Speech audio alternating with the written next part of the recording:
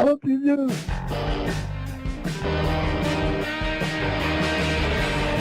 Rob Van Dam! Rob Van Dam! Rob Van Dam!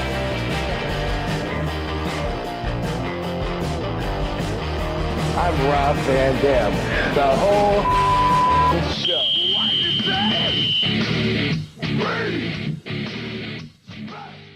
Yeah, what's up? What's up? It's Dominic D'Angelo, and it I'm is Rob Van Dam. live.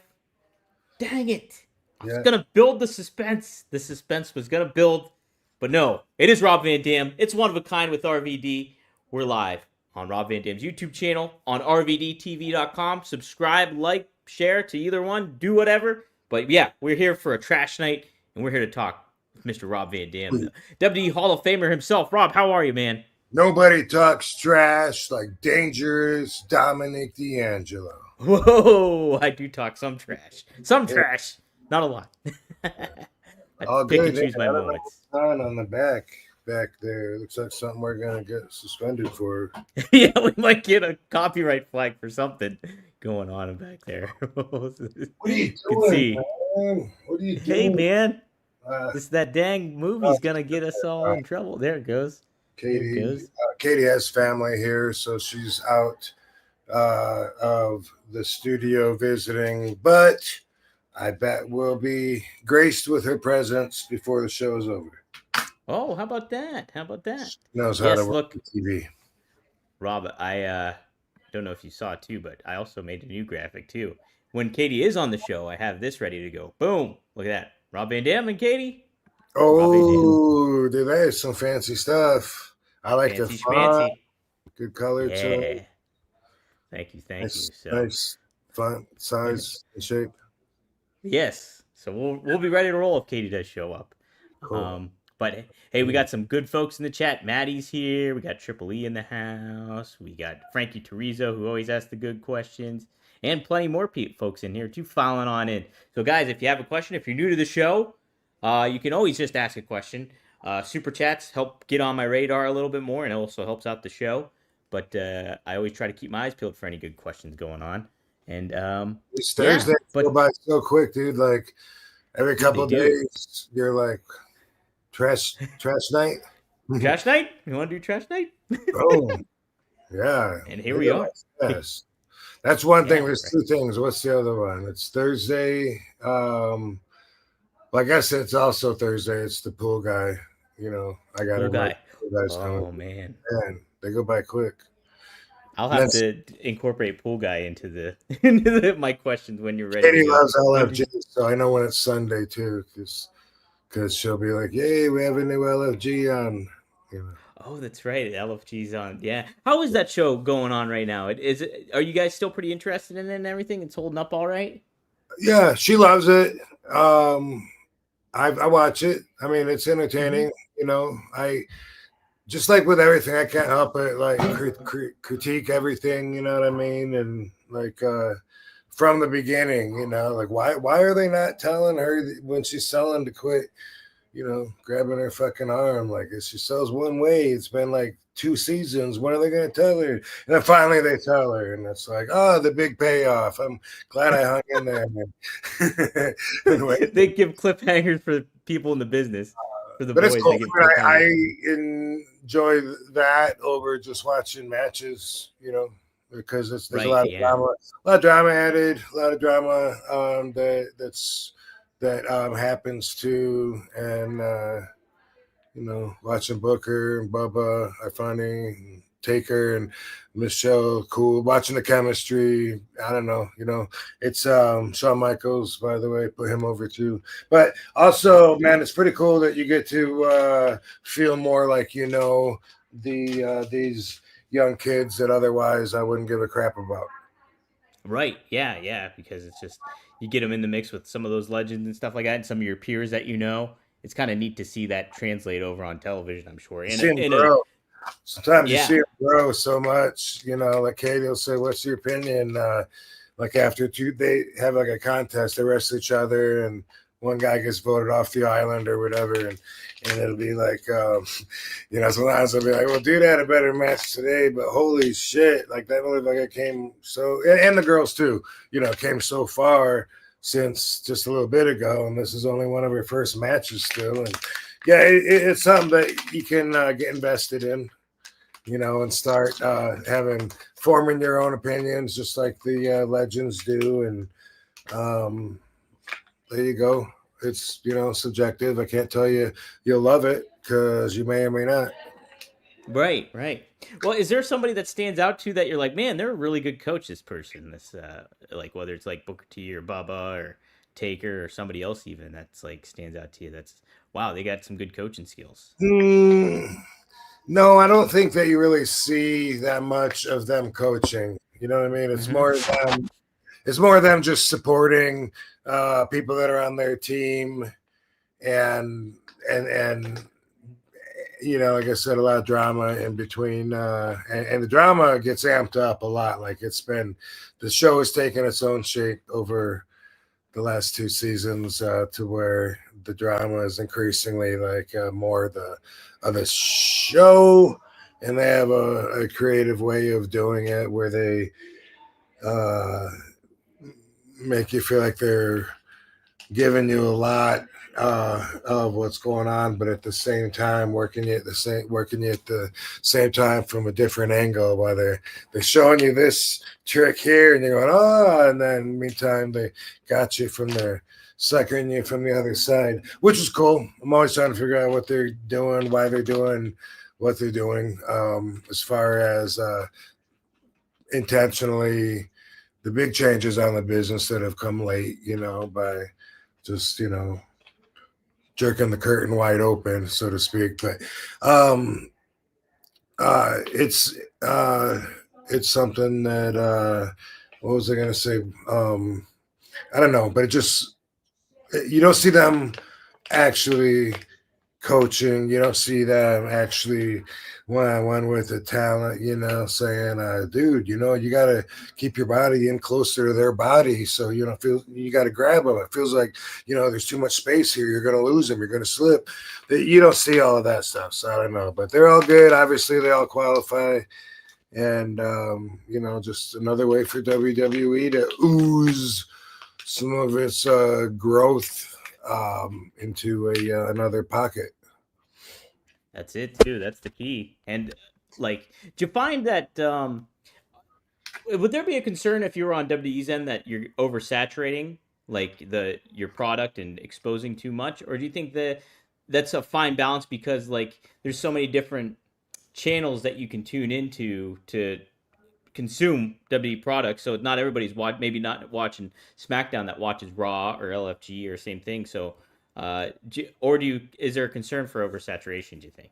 I mean, from firsthand perspective, I've always been concerned about it, but I don't think I'm the right person to ask because whatever analysis they go by tells them to do more and more, and it must be successful because they keep doing more and more. But I used to, when I was on every Raw, every SmackDown, every house show, every pay-per-view, I used to say that about myself. I'd say, why does everybody got to see me every single show? Like, why not?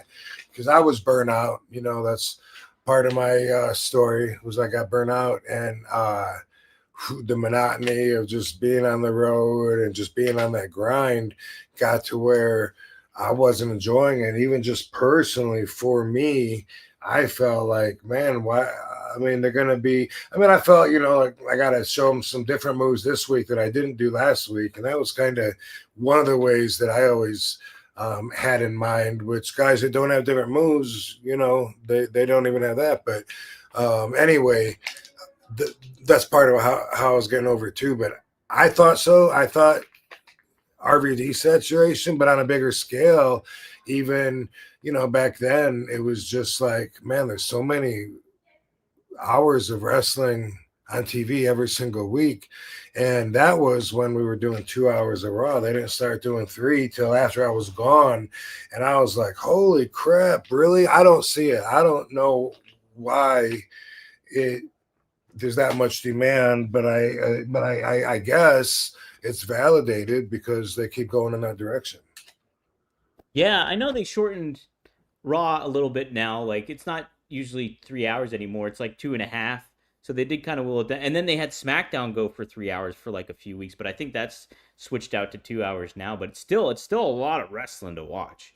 And it's like I It do is. I kind of have a concern of sometimes. I mean, I feel myself getting burnt out from time to time, but I'm curious about like how kind of more fans feel. But I think though too they have a reach of so many different ways to get new people into the product that it's I don't think it's necessarily a bad thing at the moment. And and to your point, it's like from an analysis standpoint, I'm sure they have people like chopping up the numbers and figuring all that stuff out that makes it all work and kind of flow, and where their demographics is and all that malarkey going on. So Otherwise, they wouldn't do it, right? right. So but pretty interesting stuff. I did want to get your thoughts on something that's kind of off wrestling topic, but in the same realm. It kind of reflected what we probably talked about weeks ago. Um, I don't know, Rob. Did you catch any of the news about the comedy show going on in Saudi Arabia? Did you see any news about that stuff happening? No, what I missed? Okay, so obviously WWE goes to Saudi Arabia, and they have the big deal, and WrestleMania is going to be at Saudi Arabia and everything. Well, like the Riyadh just put on a huge stand-up comedy event where they got all these major stand-up comics to go over there and do their stand-up basically, and like so they had like Dave Chappelle, Louis C.K., Bill Burr. There's a lot of big names like Andrew Schultz. Trying to think who else was on there, but it's a whole list of names that's like really, really big time. And but like I have some friends that are comedians and stuff like that in that realm, and then I know you have friends that are comedians too, and you do comedy too as well. But a lot of stand up says it in a way it goes against going over there kind of goes against being a stand-up comic because you're limited to what you can say on stage. Like there's some parameters that go on, and I don't necessarily see that from a wrestling standpoint as much because it's wrestling. Like you put on a show and you do your thing. You don't have to really worry about offending people or upsetting people to a certain level of it all. But like with stand-up, there's that thing where you almost have to push back if you're a stand-up comedian against like authority or power, speak truth to power sometimes. Do you think that where do you kind of fall on that when it comes to what the stand-up comedians are doing? Somebody that's getting a lot of flack, and the reason I bring this up is Bill Burr, who's like one of my favorite comedians, and he went over there and he's been speaking out against like billionaires and that kind of thing, and even in the past has mentioned about blood money and doing Saudi Arabia stuff, and but he went over there and he got paid big time though, and he talked about it and kind of praised Saudi Arabia for the atmosphere and everything like that. But I kind of wanted to get your perspective on something like that. Where do you fall in that line? I feel like you're asking different, complete different questions because when it comes about people feeling like mentioning blood money and feeling like it's morally wrong to go over there and support their country slash culture, as in all the heat that CM Punk got at first allegedly saying something years ago and then going like that like that's coming from one angle. But if you're talking about being in comedy and being censored, as far as that goes, I feel like you got to respect the culture. You know what I mean? Like here it's there's a rule within the comedy bubble that says that if it's funny, nothing's going too far, especially in the roast world. That's people that bought a ticket to watch stand-up comedy. They're in your world. Outside of that bubble, you couldn't out on the street get away with a lot of that stuff. Go up to a recent widow and say, hey, three things that have been better about since your husband's been dead. That works within the comedy bubble, not outside of that. And I think that although it might be challenging, if you're going to another country, you got to respect their culture. And if you can't do it or don't want to do it because you don't want to compromise your art form and expression, I get that too. Just don't go. Right, right. And so somebody like Bill Burr, who's kind of been outspoken and does that kind of stuff, like speaks truth to power a lot of the time, he went over there, and so he's the one that's getting a lot of flack for going over there a lot. But like But did he somebody like adapt? Did he adapt? Did they like him? he did. They liked him a lot. He went on his podcast and said like how nervous he was about doing it because he didn't know if what he was going to say was going to upset people or anything like that.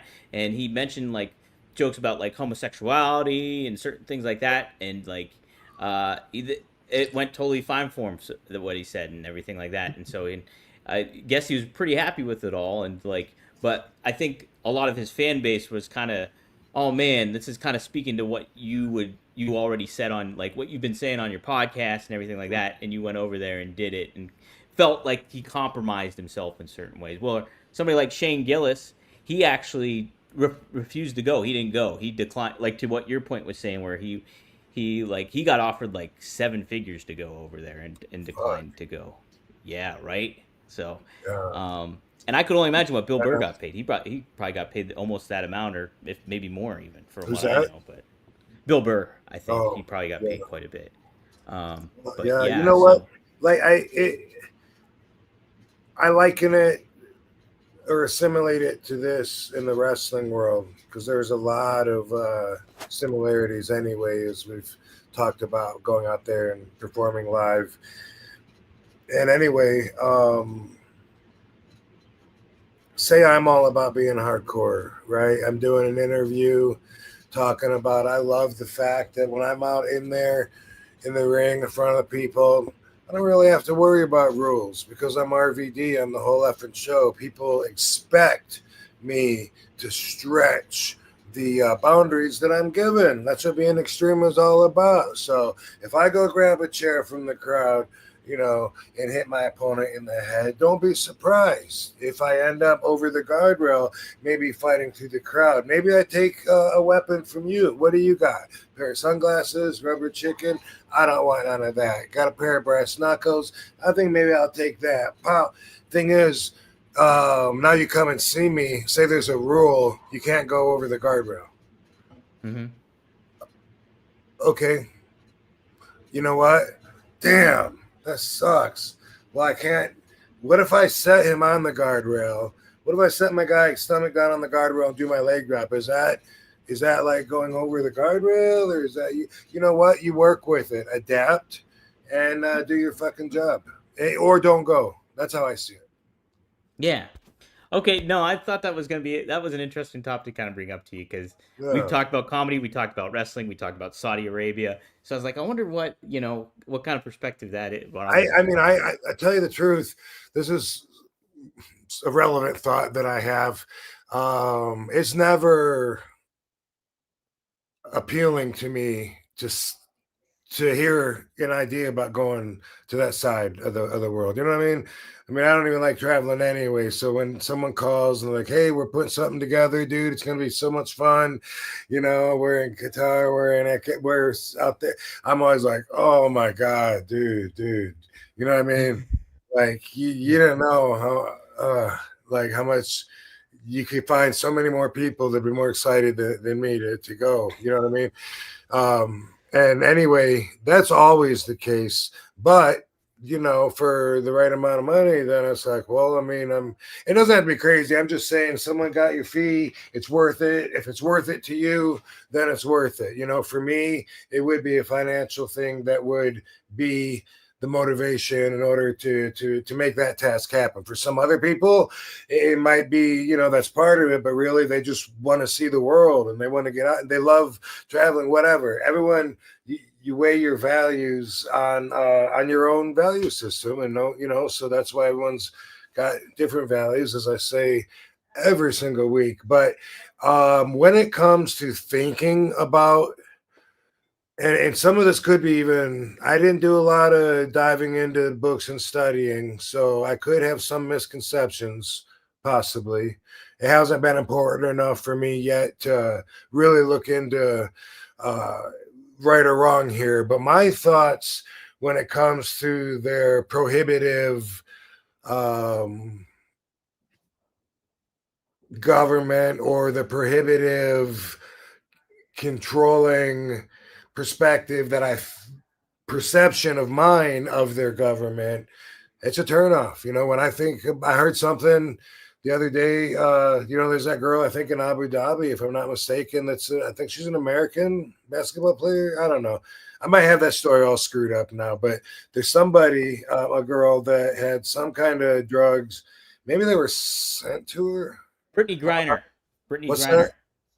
Brittany Well, no, Griner, the that was the one WNBA last star. year, right? Was that the black girl last year? Or is that the That new was like one? a few years ago, I think. Well, She there's a got new like, one. Yeah. oh, there's a new one. There's a new We one. need to do a Okay. little more preparation if we're going to bring this shit up in the. No, but yeah, look it up though. Look it up because I Yeah. think it's Abu Dhabi, and I think they were talking about like that she could have life and I think that it was for something really lame. And I got to tell you, like I could definitely say, hey, leave anything at home, don't pack anything in the suitcase, don't have anything shipped to me or whatever. But just the thought of supporting a government that I find to be so overly conservative that it's restrictive to the very quality of life, I could see where in some ways I'd be like, wait a minute. I get you don't want to show a girl's titty, but I can't even see a girl's face in public. Like they got to wear those gimmicks. You know what I mean? And again, that's based on a lot of what I don't know if it's true or not. I don't know where they stand and everything. But yeah, can you look that up or no? Like, So I typed in Abu Dhabi arrest, Abu Dhabi WNBA. look up American. I think she's American girl. Drug bust overseas. No, not overseas. Abu Dhabi. If that's not it, we'll move on. Abu Dhabi. Let's see. Might not even be Abu Dhabi. What's isn't that the rich city that everyone goes to party and it's not in Abu Saudi Dhabi. Arabia or Abu Dhabi's? I can't remember where Abu Dhabi. I don't think it is Abu Dhabi. I think Is it Riyadh? Let's see. I'm looking. I'm not seeing anything, Rob. No worries. No worries. Let's move on. In the meantime, look at this cool pen I'm about to try. Looks like a ghost. The button looks like a ghost. So it's really cool. Yeah. But it's not a ghost. It is a M or some shit. It's part of their logo. So let's wait, you can't even see it there. On it. Lift it up on the other side. That's what I'm looking for. Same box. Don't worry, that was an insert. Oh, okay. It's not a ghost. It's like a weird M thing. It's like an M. But anyway, thank you to Breezy Blend for today's ice water hash rosin or poison rosin. We got CBD, Pegasus, Delta B, THC, what? Anyway, and it's disposal. And this is thank you to Breezy Blend for today's pen. I got a bunch of them here. I mean, I could have went with this one or this one. Dang. Yeah, I get, we always have them. This one looks good because it's fruity. What? A fruity disposable pen stick? Well, hey now. Let's plug them, even though I'm not opening it right now. All right, lemon stick citrus. STIQ. Yeah, at first I thought that said LBTQ or whatever. Like, why? I don't know. It clearly doesn't. But it's got a T and a Q in it. It's got TQ. Is there a Q in that? Yeah, queer, right? Yes. LBGTQ. Where's the Q at? Q is at the end. LBGTQ. I think is now on there too. What? Yeah, they added a couple. Well, we'll put these guys over next week. Yeah. I'll open them. Yeah. Anyway, we'd like to welcome all our trans fans. Hell yeah. We welcome everybody here. Everybody's welcome. What's I? One of a kind. L B B G. I don't know what the B is. Oh, bisexual. Right. L B G T Q. Is there a Q? There's a Q. What's Q? There's a Q. Yep. What is that? Q is queer. So there's a difference between gay and queer. Yes. I guess. Okay. Queer, what would I don't. One more question. What's I? Yeah. That's a good one. I don't know. I'm looking it up right now. You know, with indica LBGT. until that gets replaced. Yeah. We'll go ahead. Okay, hold on. Let's see if I can figure it. All right, here it is, Rob. Charged. Damn it. L stands for lesbian. G stands for gay. B stands for bisexual. T Sounds like stands you're for reading a Dr. transgender. Seuss book to me. It does, doesn't it? Stands for transgender. Q stands for queer or questioning. I stands for intersex. And A stands for asexual. Whoa, that's okay. Yes. That's quite a Yes. handful there. That's Go quite ahead. the yes. Quite the one. Seth goes LBGT RVD +1. Yeah. I've had these too long. They need charged before I can try them. But yeah, +1. Another sponsor we have to put over. They just renewed with us too. Got to give a shout out to IndaCloud. Check out IndaCloud. You get 30% off with us now. So a big discount when you use inda.shop/RVD. You get 30% off, and they got a whole bunch of cool stuff too, like dope ropes, gummies, hard candy, everything like that. So check it out. IndaCloud's a cool way to get a little bit of THC fix for you. So check that out. Go to inda.shop/RVD and you get 30% off when you use code RVD. So help support the show in that manner too. So thanks for renewing with us, IndaCloud. Awesome Yeah. stuff.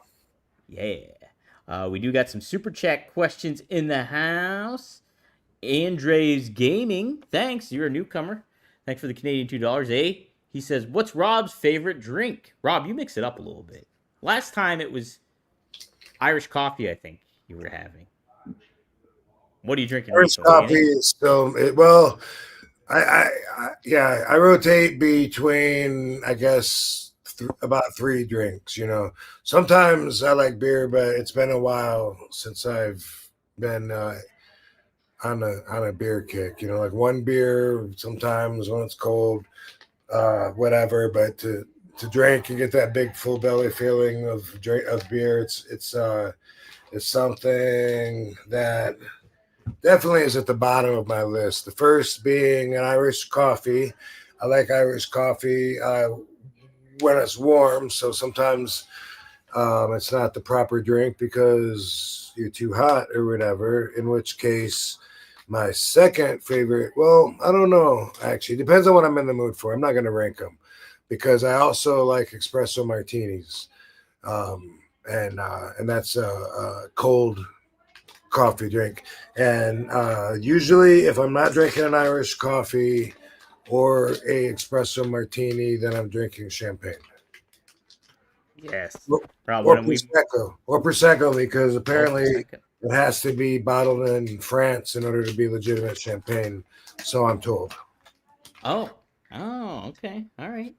I remember you were having the champagne when we were at Starcast, one of the Starcasts and stuff like that. Yeah, that's usually what I'm drinking. And it's light, doesn't fill me up, and it's got a good lift to it.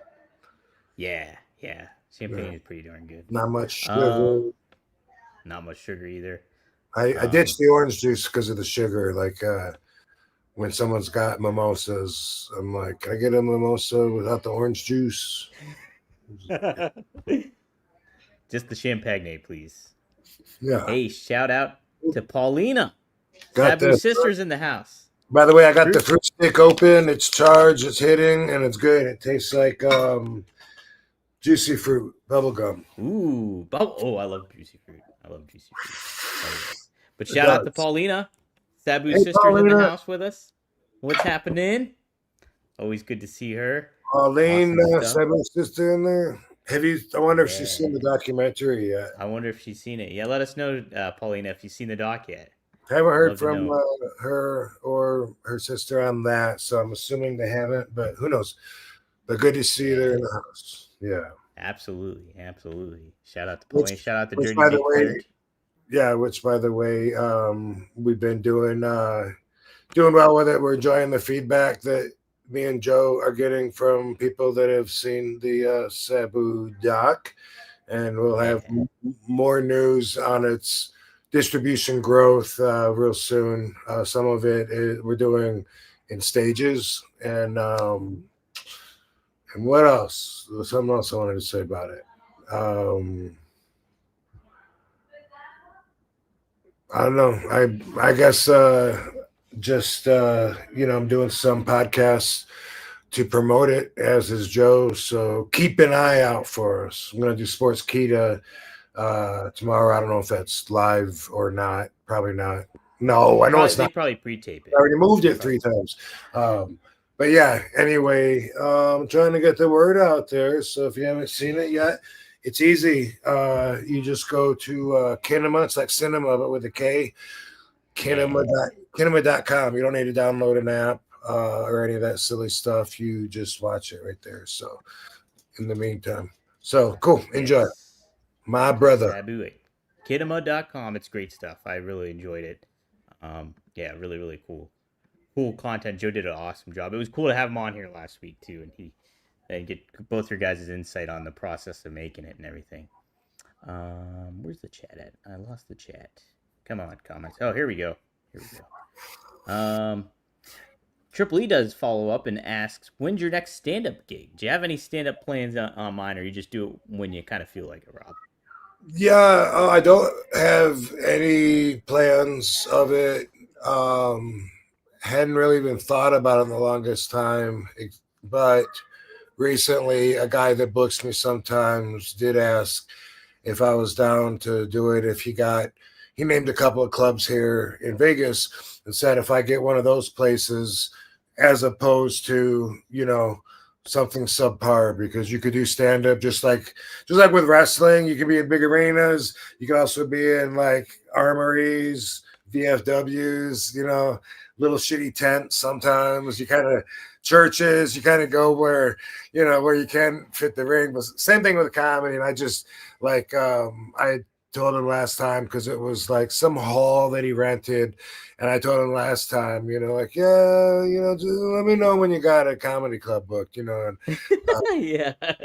and I've done a lot of the like bars, like where they're at bars, and the one cool thing about getting outside of a comedy club is entertaining people that didn't necessarily go out for that reason. But like if you go to the Improv, it's a different experience. People want to laugh. They're in the mood. They got there to do that. Sometimes if you're in like a bar and it's just comedy night, people are actually trying to talk and you're interrupting them when they're trying, the microphone is total different experience. But anyway, yeah, I don't have anything planned right now, but it's been coming up a lot lately. And, but right now that makes me think, maybe by the end of the year, maybe I'll do one somewhere. But yeah, I got to be in the mood for it, because I really enjoy writing, and I always think I'm gonna like write something a few days before, but I always wait till like an hour till I got to leave, and I'm cramming, and I'm like, what notes did I write? Because sometimes I'll do notes, just strike me funny, and like I'm gonna write that down and develop that later, and half the time I don't know what I'm talking about. I'm looking at cow's milk. What the fuck is that supposed to mean? Cow's milk. What does that mean? And then other times, I'm able to do something with it. But I don't know. It's starting to sound a little bit of fun, but it's something that at least for one day I have to like really focus on. And leading up to it, just having anything on my list will take up 5 to 10% of my brain, just because I'm always reminding myself, like it's Thursday and I'm already like, fuck, I got to go to that thing on Sunday at 5 o'clock, like that's right. That's just, that's the way that my brain works. So, I've had a lot on my brain. I got a lot of shit going on. And so that hasn't been near the top of my list. And when I do it, it's going to have to be all like new shit too, like I'll look at the old shit. There'll be a few things where I'll go, oh, that's right, I came up with that and thought maybe I'd build onto that or do something with that later, or not. Actually, I look at my list, but it's I don't know. It would be easier to pick all the ones that have gotten the best reaction, put them together and do it. And that would be cool if I was like filming it, or, a special or something like that. Yeah, special. then yeah, if I could put all the best shit, practice it a few times, then do it. But as far as having a routine and and just going around the loop and doing like almost the same thing every night and stuff, I feel like artistically that would be unfulfilling in a way, even though I know I would get a lot out of it and you could tweak it up, make it better, this and that. But for me and what I get out of it, since I don't do it that often, I'm not looking to do that. You're always kind of doing. Anytime you go up there, you pretty much have fresh material. Then at least something. Yeah, there'll be one or two. Like I have a couple that are my favorite. Yeah, they're along one of my favorites, or I'll change something up, try and disguise it so it's looks a little different. But yeah, pretty much. I try to I put all the pressure on me of having to put everything together, remember everything, and if I can relate it, have some kind of flow going through while I'm up there, then at least that helps. Like, oh yeah, after driving, I was gonna fucking talk about smoking. I have that transitional talk. That's right. You've been in a car with somebody and you go to light up a doobie and you roll the window down and they fucking turn the air off. Like, dude, that happened to me. I'm like, it's 90 fucking 5 degrees. What are you doing? They said, well, you want the window down or you want the air on? I'm like, who's paying the fucking electric bill here?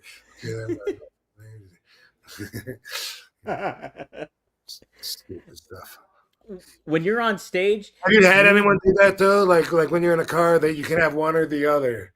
You can have the air on, or you can have the window down. Or you can have the window down. When I drive, I do both. I do them both, and I spoil myself, and I say, "I deserve it. I am king." But I've heard this. Other people act like there's an electric bill they got to pay, right? Right? Yeah. That's it. Yeah, I don't know. Yeah, no, it's funny. It is true though. Those things. When you're on stage, do you remember all your jokes? I know some people like when they do. I always every time afterwards, I'm like, oh damn, I forgot this one and this one. Yeah, always. Because I know some people, especially when people just do open mics and they're newcomers and stuff like that, they'll have like their phone there and they'll like kind of lose track and they'll look at their phone real quick and be like, oh yeah, this is the one I wanted to do. I don't know. Some people do that, but a lot of that probably is like real new shit. They wrote at the diner that day too, and they were like, "Oh yeah, I want to bring up tipping waitresses," and they write it down. Something. But I always do. When I went on tour with Tom Garland a couple times, like when we filmed Headstrong, I was doing 45 minutes to an hour every night, and during that time, I did like after the first 2 days maybe, then I knew I didn't forget anything. I would change a little bit, add a little bit, but after that I was doing like I was talking about, where just working on sharpening everything up and kind of going through the same path, same navigation night after night, and while doing that I was somehow able to remember everything. It was like a match. One of my favorite. Really like a match. It was kind of like on a story. I'm picturing there was the reaction that the crowd will have, hopefully, and thinking about even building it, like maybe before I say that, what if I throw this out first, and then that, just like a match, and going out there. And sometimes I mean, I'm a better wrestler than a stand-up comedian, but no, but sometimes, like when I get the reaction from the crowd, sometimes it's like just like right on the money, like boom, I knew they were gonna love that, Sometimes I'm like, that joke was way funnier than these people. These people didn't get it. People are stupid. And sometimes they are. Sometimes there's just people with wrestling shirts on that tour, especially because they were advertising me, every night on the tour. So it wasn't just popping up and popping in front of regular people on a regular night. They were there with wrestling shirts. A lot of them did not look like they cared about one joke. They were, in the front row, just they're just like enthralled with you. It's RVD. Yeah, and they were just there for the meet and greet afterwards. Sometimes, Right. Cool. Obviously, I enjoy it, but it's not something that I've ever wanted to dive into. Like some people will ask, like, so how's that stand-up working for you? I know you've been trying to get into that. And I'm like, wow, you just made it sound like like it's not working out at all for me. But I don't know now. Is it? How is it yeah, going? I thought it was cool. When I want to get up, there's several club managers that I can just call and I can say, yeah, how about 8:30? You know what I mean? But Yeah, I see but that. yes, yeah, it's not. I actually thought when I first moved here, which at the end of Headstrong, I actually thought that I was going to do it a lot more. And I was talking through Tom Garland to a couple of clubs about like a residency deal where I'd be regular there. And then, man, shortly after moving here, I realized within myself, like, bro, I'm at this point in life because I don't want to work every day, Right. I was Yeah. like, oh my God. Like I look at the Stratosphere. That was one of the places that I was gonna go. The LA Comedy Club. That was Oh, okay. definitely one, and it's one place that I go more often than any others, really. But that was one of the places where I was thinking, man, I might have like 4 days a week. But I got to be there like at 8 o'clock every day, like a real job, But it's cool. You can see the strat from like the whole city because it's so tall and stuff, And I look at it and be like, wow, wouldn't that be a different life? Like that's where I go to work, like 4 days a week, and that would be like, And then I was like, I just moved to Vegas. I like the part of being interjected into the community, and I like that part. There's my drive to work down Sahara Avenue, and but realistically though, I was like, fuck no, I don't want to. When it comes to actuality in practice, I really don't want to leave home, and unless it's really really worth it, and that wouldn't be. Yeah, yeah. And like you find your new realm of life in this way, and like you said, you earned and worked your way to get to this point where you can do this kind of stuff, and you can pick and choose what you want to do. And why have an obligation if you don't have to? Yeah, So like that's one thing with the babies coming. I'm really looking forward to the change up in the monotony and yeah, the reprioritizing a little bit on the list that I use to do things. And I'm looking forward to actually even the pressure that's going to offer when it comes to reality. I know a lot of people are saying, remember you said that. Um, but it's true. It's like, it's weird that like when I was choking on my schedule in say 2004, and feeling like every week traveling to 5 different towns, flying, driving, I felt like I was aging like 3 months every week, and I was like, this is physically, literally, probably gonna kill me, and that's how it felt when I was going through that. I used to just, man, imagine being able to actually accept an invite. I get invited to someone's wedding or a friend's party or something. Imagine like actually, and that's boo hoo. You couldn't go to parties because you had to wrestle, and follow 60,000 people waiting to see you in Australia at the whatever dome, and this is what you always wanted to do, and that's true. So it's like there's always going to be a perspective you could complain from, even if it doesn't make it all the way out of your mouth. You know what I mean? Because we're always going through what we're going through, and what we're going through is right now. We're always the youngest that we're ever going to be. There's all kinds of consistencies that make that relatable. But at the time, I was just like, oh my God, like to just be able to have time off and chill. And then when that happened, like it took forever till I wasn't counting the hours till my next flight, even if it's like 10 days away, I'm like, shit, okay, I got 9 days. That means after tomorrow, then I got 8 days. And I already know, boom. It was just something really stressful. And point is that sometimes I can be in the other bubble where I don't wake up to an alarm clock. I wake up when I've when I feel like it, when I've had enough sleep, which very often is 10, 12, 13, 14 hours. We sleep that much. We do a lot. I did last night. Wow. It's regular. Yeah. It's something Yeah. that at least 10, quite often, closer to 14 hours.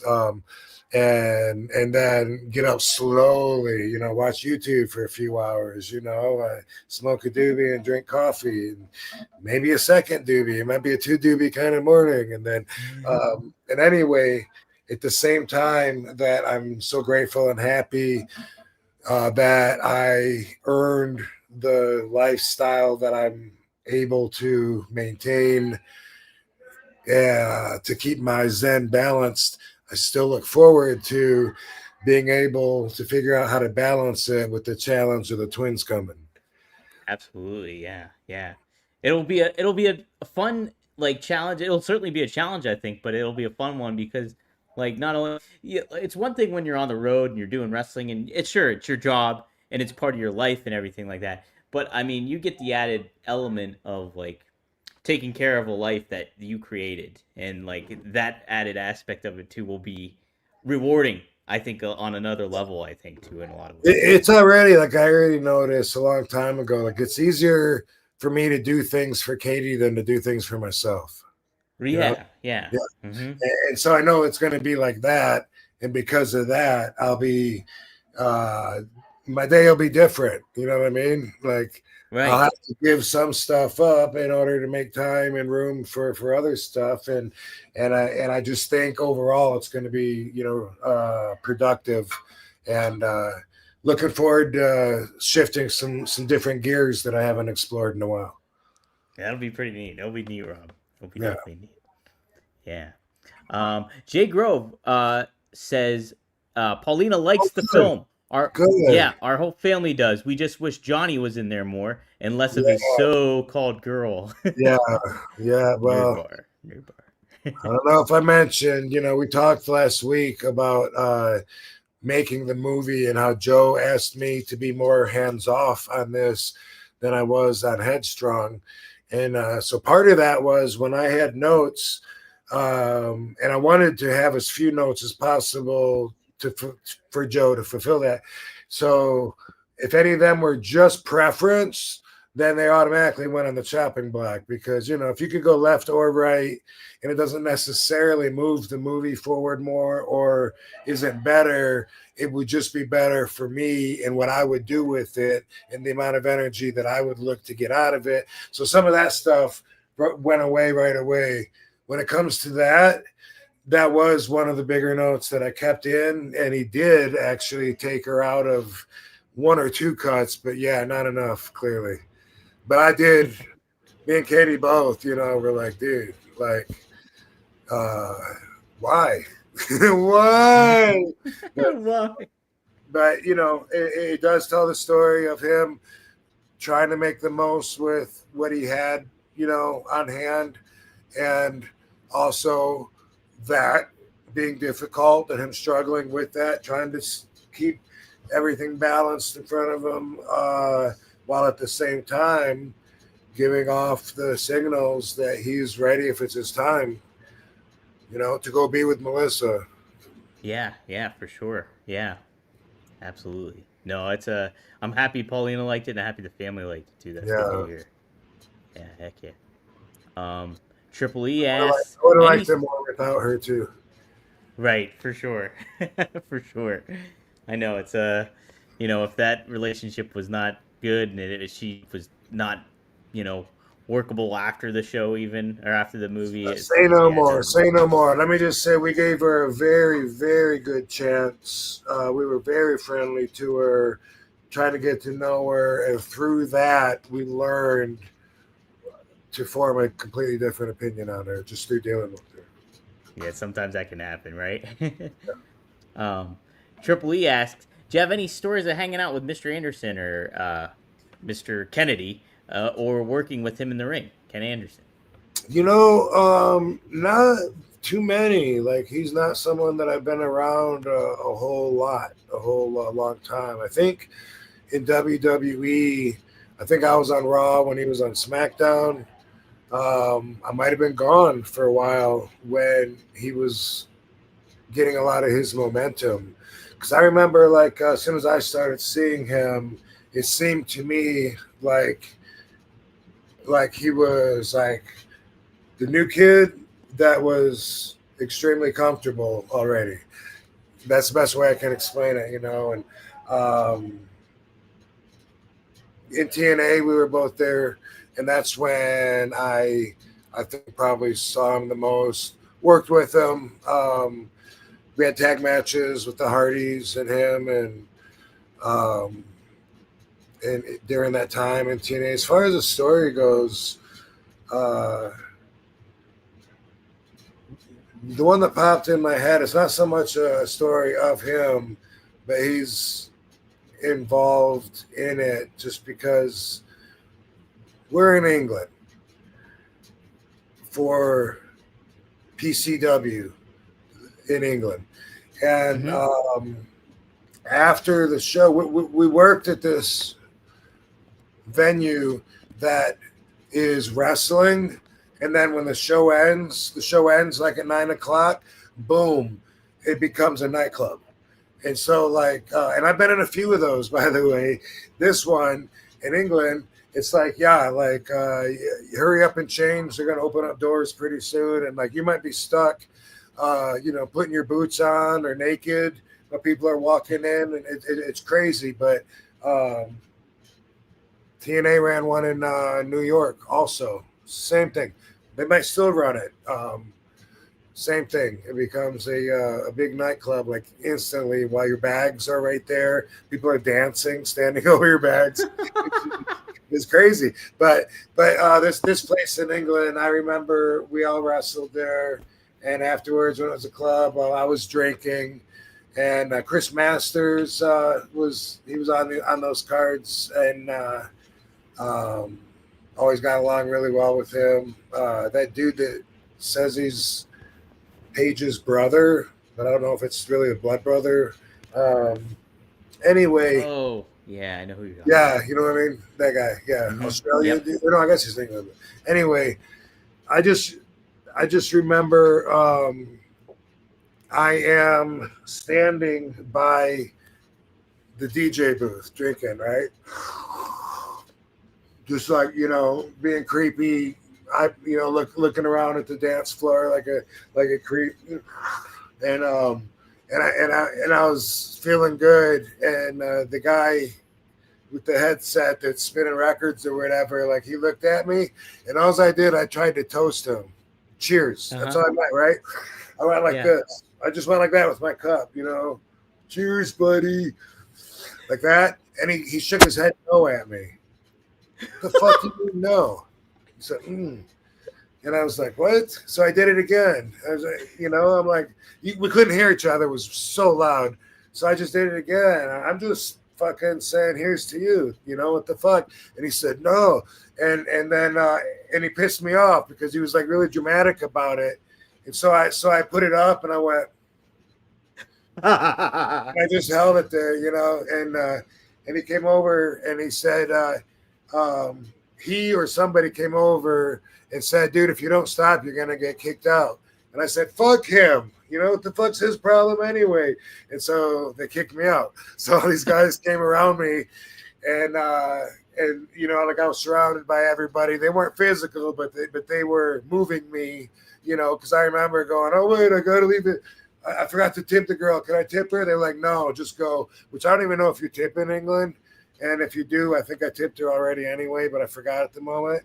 But anyway, I got like 6 guys or something around me, all in a circle with the jackets on, walking out the front door. And then I went, they kicked me out, and I went out you're being asked to leave for the night or whatever. Yeah, whatever, fuck you. I went out the door, and my boys were standing out there. Ken Anderson, I think Chris Masters. And we were just standing there like, hey, what's up? Yeah. And then we had to wait on one other person coming out, and then we all went back to the hotel. But it was just funny that I So got kicked out, went from all that loud music out the door's shut, everything's quiet, and I look and there's just, my boy is standing out in front for some reason. Yeah. that's hilarious. Ken, So you Ken, got no. you So know. you don't even know why they necessarily kicked you, like why the guy was like Oh, saying no to you. the only thing I could figure in my mind was that either he thought I was trying to offer him a drink, maybe, Yeah, like he maybe thought that was. I don't know. or Yeah. maybe he thought I was asking for a drink, which I never thought of till right now. Either way, stupid, you know. And I wasn't like pissed or whatever, but I was just like, "Fuck you! Don't tell Fuck me no. you. Don't tell me no when I'm just trying I'm to." just going here's to you, man. Yeah, totally. Yeah, and then but when I got kicked out, I remember Ken saying something about that he had heard. Yeah, I heard you were getting kicked out. What happened? You got in a fight? I'm like, no, that's stupid. That didn't happen. That didn't happen. He's so mad. Oh, that's funny shit though. I always liked Mr. Anderson though. I thought he was great. Frankie Chorizo.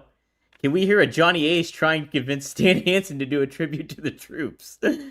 Also, any info on ECW affiliate, Paul Heyman affiliate Steve Carell? So, can we hear Johnny Ace trying to convince Stan to do tribute to the troops? Stan, it's a long trip, but you're gonna see that everybody has a really good time. It's a really good time, a lot of good energy. The soldiers are glad that you're there, and sometimes you can even rape somebody. Oh, I didn't say that, dude. Oh shit!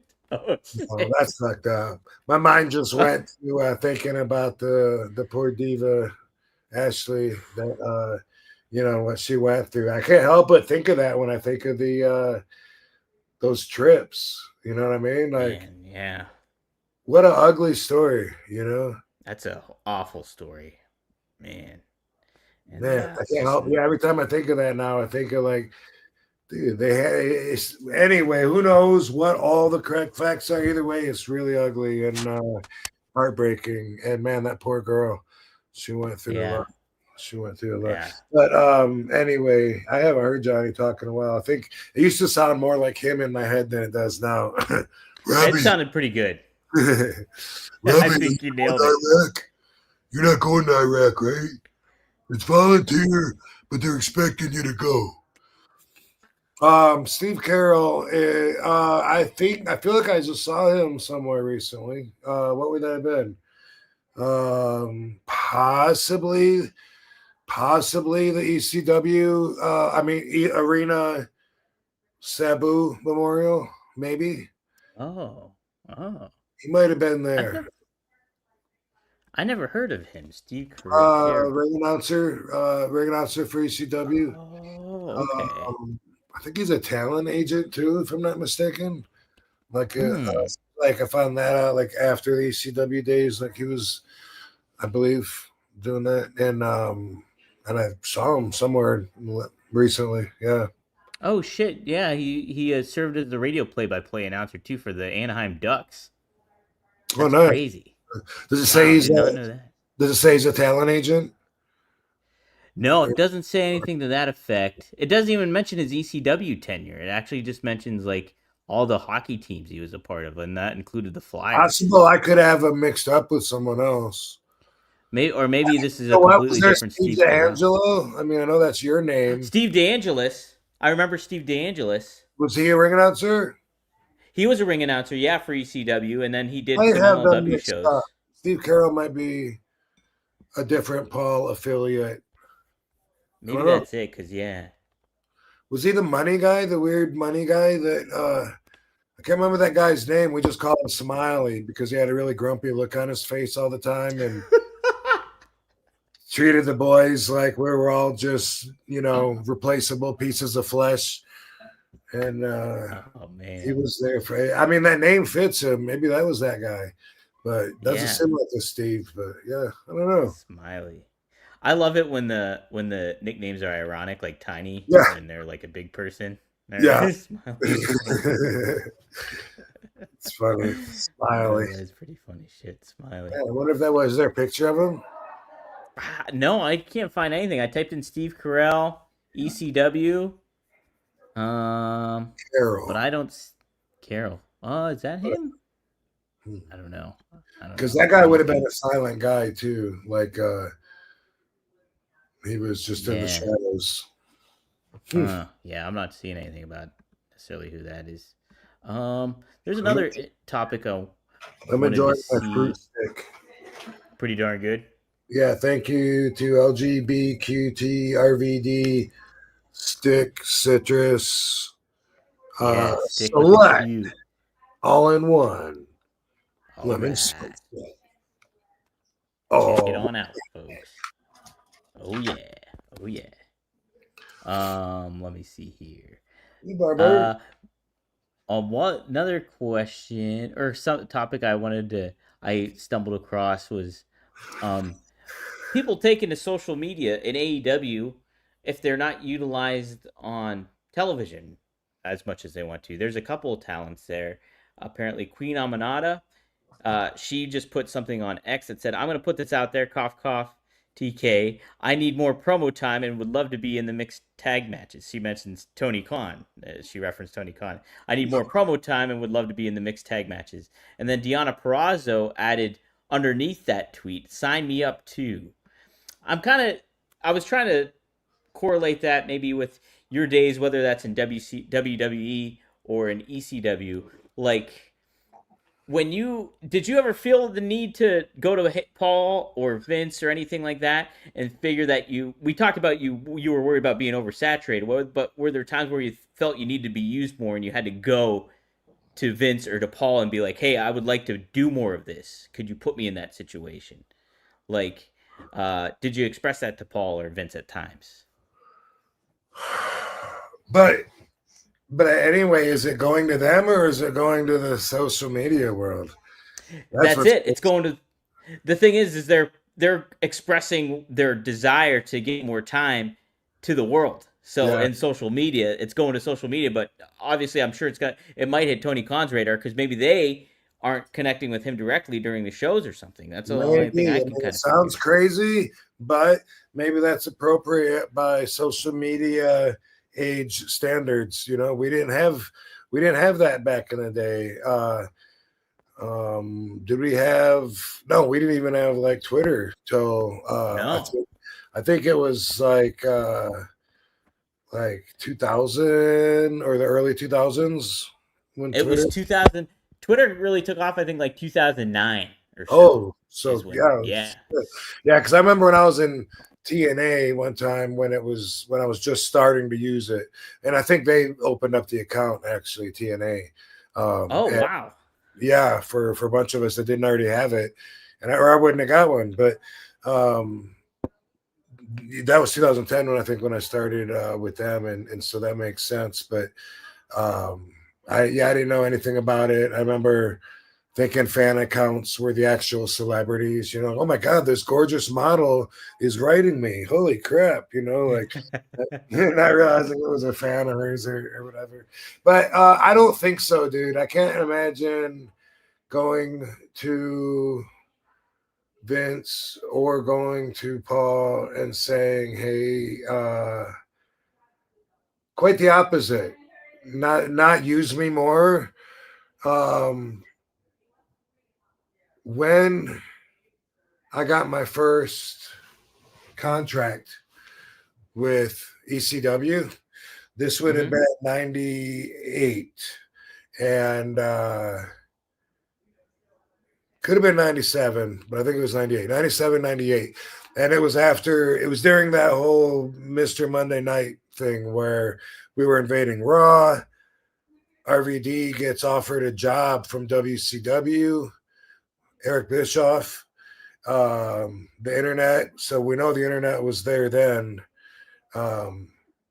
Wait, what year did I say it was? Now I'm Well, confused. 97. So, but that doesn't mean Twitter was there, but the internet was there because we had the smart marks. I mean, the first time I went to ECW, the smart marks were the ones. Oh, but they also read the printouts back then of. Yeah, they were the dirt sheets back then. Yeah. Well, anyway, whatever the smart marks were reading, everybody said RVD's going to WCW because that's what the ECW stars were doing back then, was leaving for greener pastures, more money, exposure. And I had an offer. And at the same time, we have our first ECW pay-per-view, and I'm stoked, excited for the company, except for I'm not on it, so I'm offended. And I'm thinking, shit, maybe I should leave. You know, I mean, Paul doesn't seem like he's trying too hard to keep me here by not booking me on the first chance he has to show the world what ECW is about. No, fuck that. That's bullshit. And so Paul had a meeting with me, and this was before the Lance Storm match at Barely Legal. And he said to me, what can I do to make you happy and keep you here? Ultimately, what is it that you want? What would make RVD happy? And this is why it's relevant to what we're talking about here. The question, I said, I want to work less and make more money. Boom. So I knew that way back then in 97, because, yeah, that's when I did the Invasion angle, was 97. I wrestled the young Jeff Hardy. So way back then, my first matches were in 90.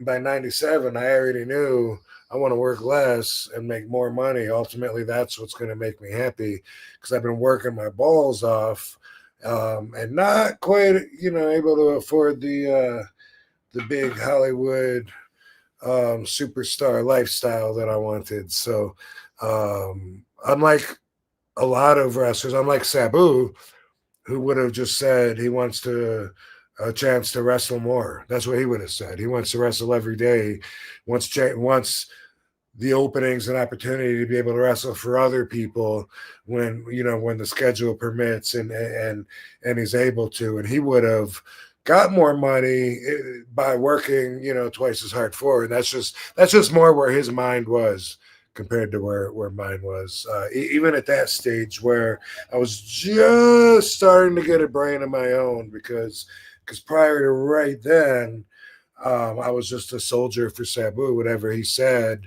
I would have done. If he would have said, go up there and kick Paul in the nuts, I would have just went up there and said, sorry, man, Sabu said to do this. Bam! I would have fucking done it, It was after that I started realizing, well, some of my thoughts and feelings are a little different than Sabu's. So, then I started peeling off into more of having my own identity.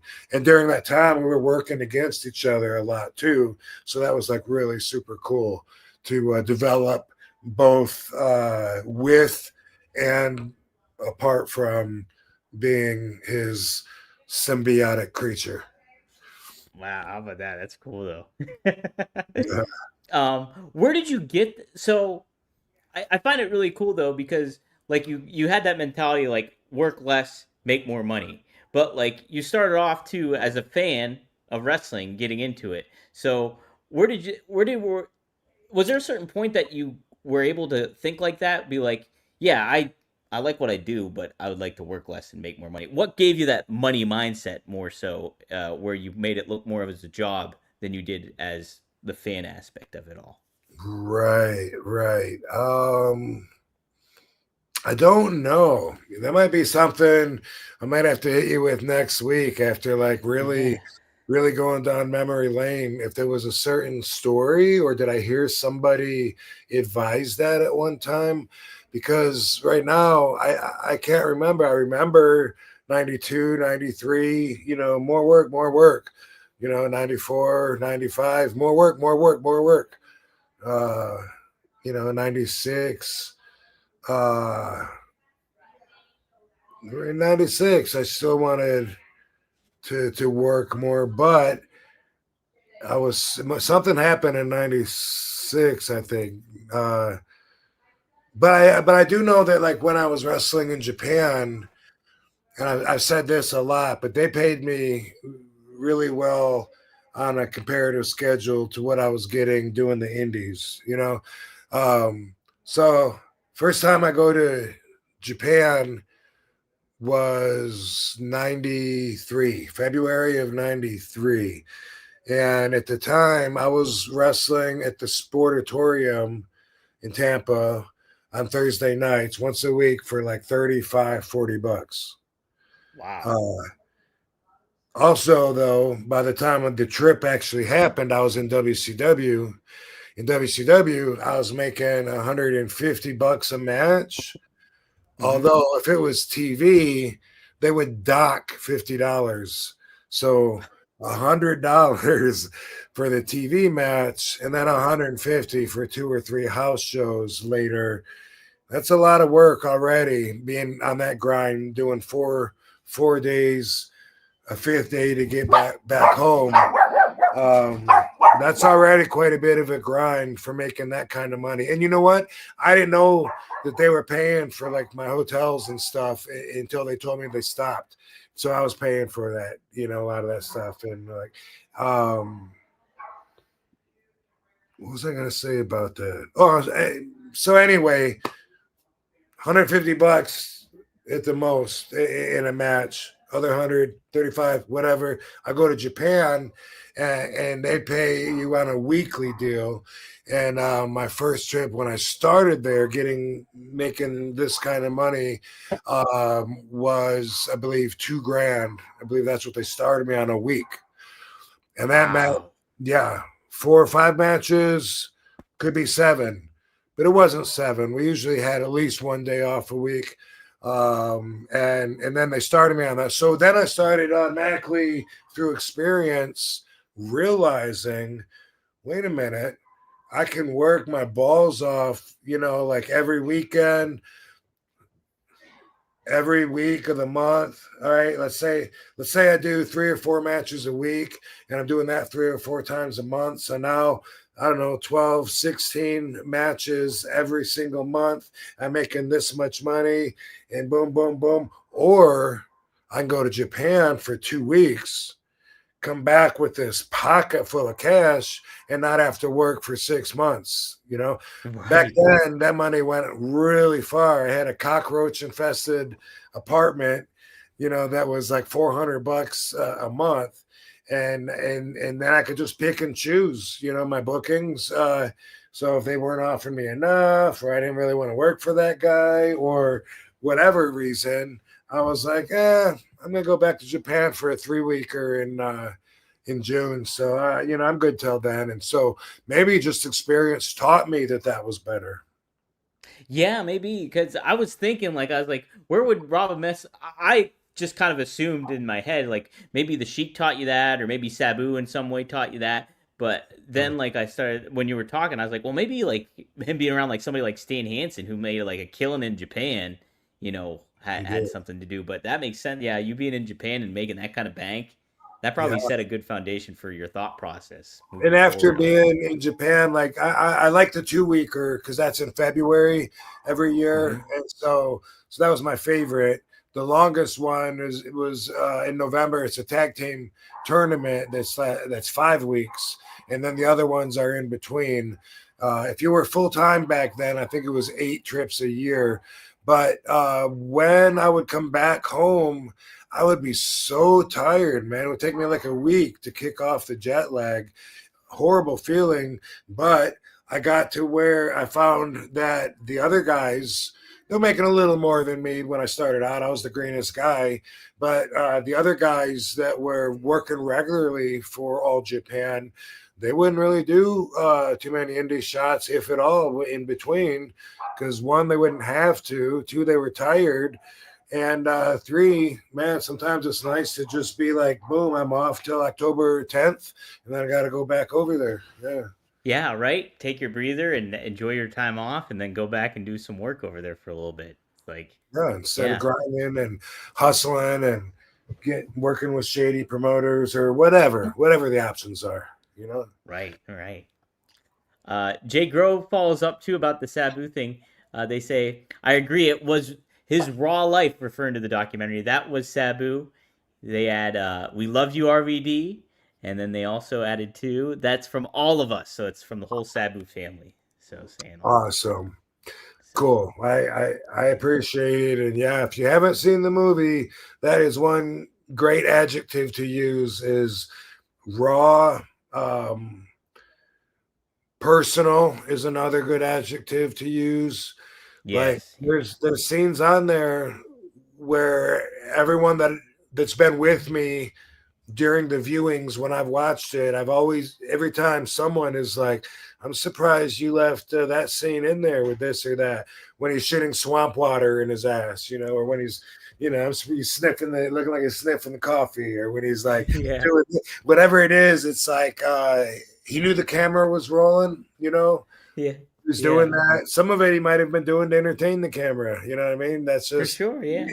get to decide that. You get to see Sabu at his realist, how he is when it's me and him hanging out, and we're not in the ring, and he's not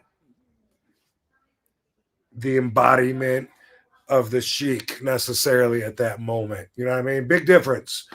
Big Big difference difference, yeah. between when he knows he's being watched and when he's just hanging out. And even though he knows there's a camera there, he wasn't acting. Wasn't acting, yeah. Heck No.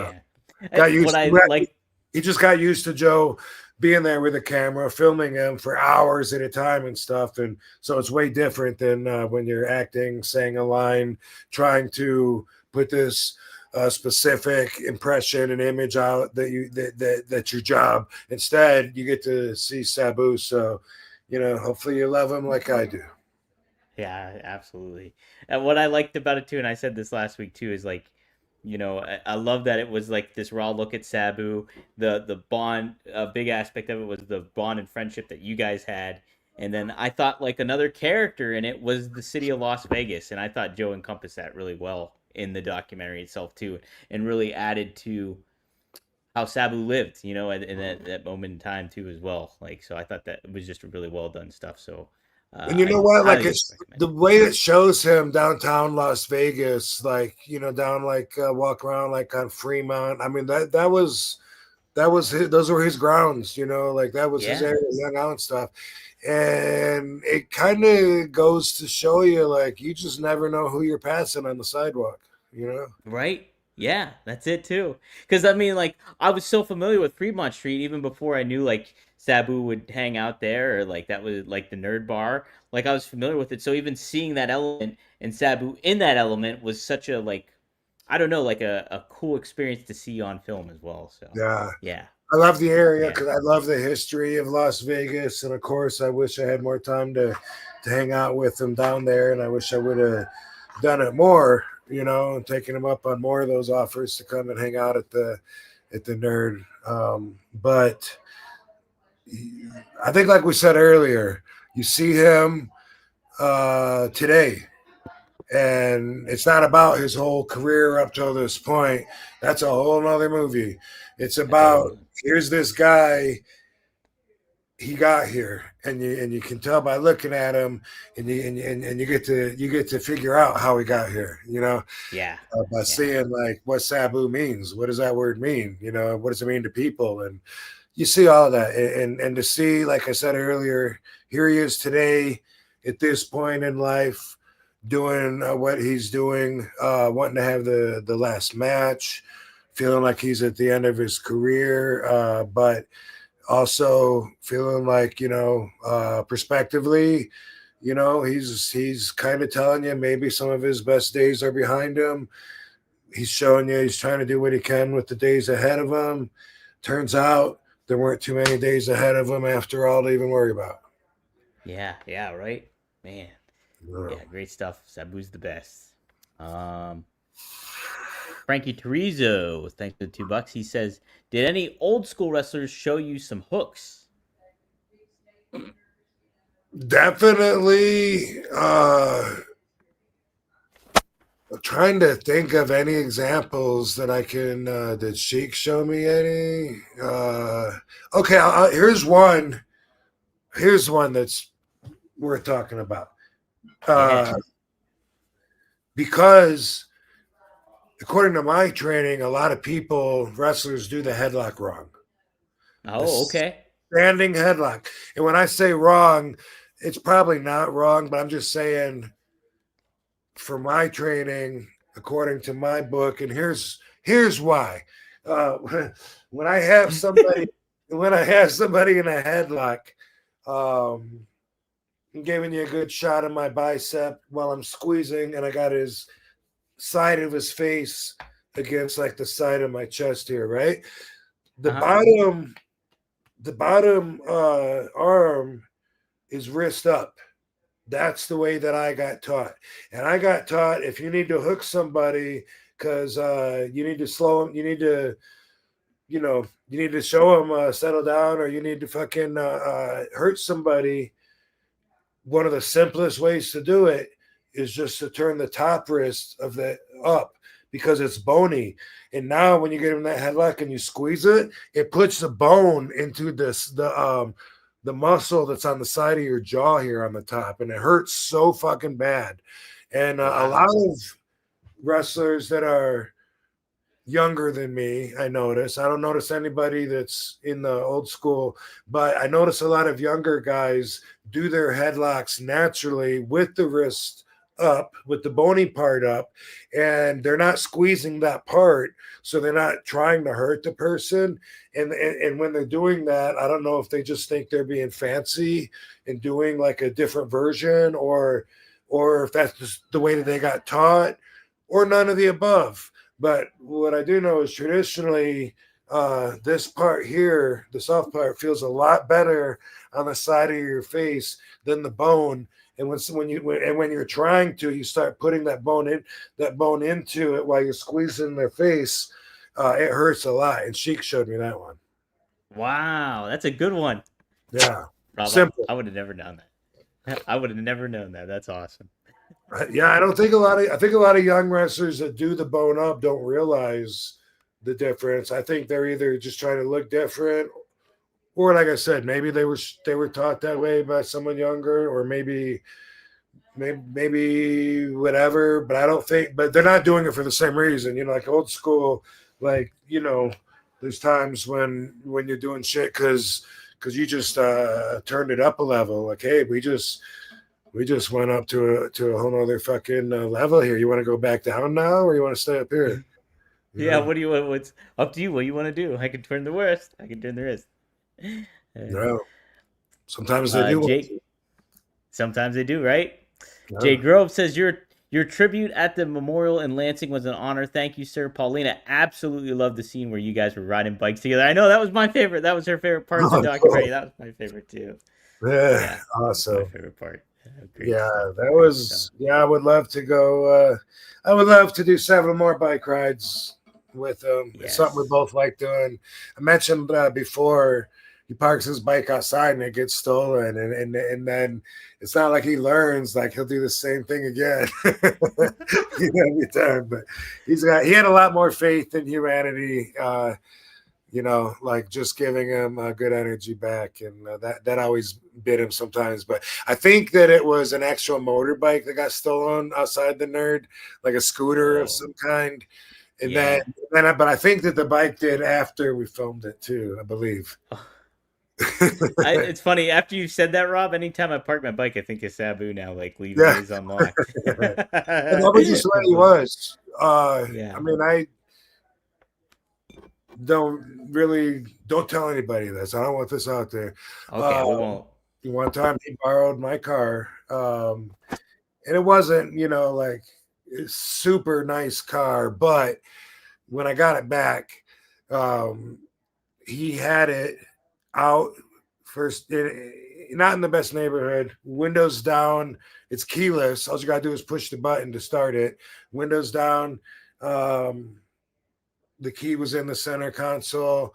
I don't know if it was chewing tobacco or something. Wine was spilled.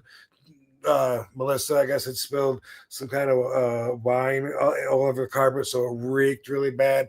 And it looked like the car hadn't been washed, and instead, like they were doing donuts out in the desert, maybe rolling the car, maybe.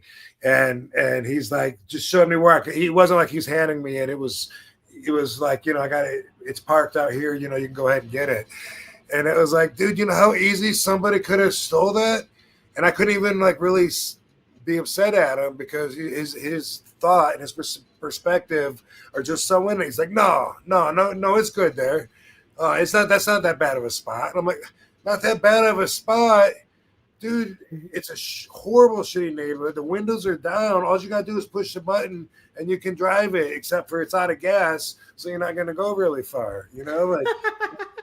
But I mean, like at first, Katie really was kind of upset because she thought that he was like that he did that deliberately. But that's just Sabu. I knew, yeah, it wasn't like he was mad or anything. He was like, he thought everything was fine. You know, like what? Everything was good. What? Good, All the right? windows are down. The keys are in it. It's empty on gas. It'll be good. Yeah. He always thought the universe was just gonna kiss him back, you know.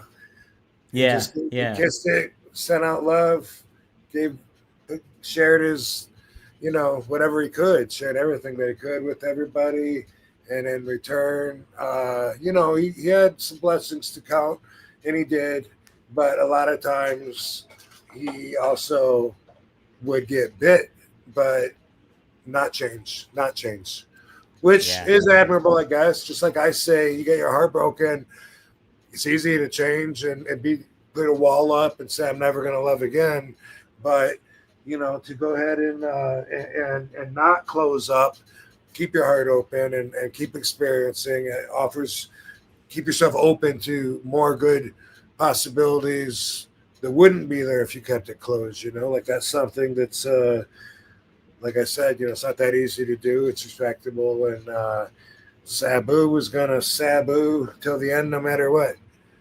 Right? That was Sabu, right? Yeah. Paulina adds that Rob Sabu was a horrible driver. Yeah, no doubt. I got lots of other stories that, you know, that I'm not going to get into right now. But yeah, he was. Well, Alex adds for $5. Thanks, Alex. How did you work a match with a guy that couldn't speak English? Would you have to rehearse the whole thing ahead of time, or did you just rely on feel?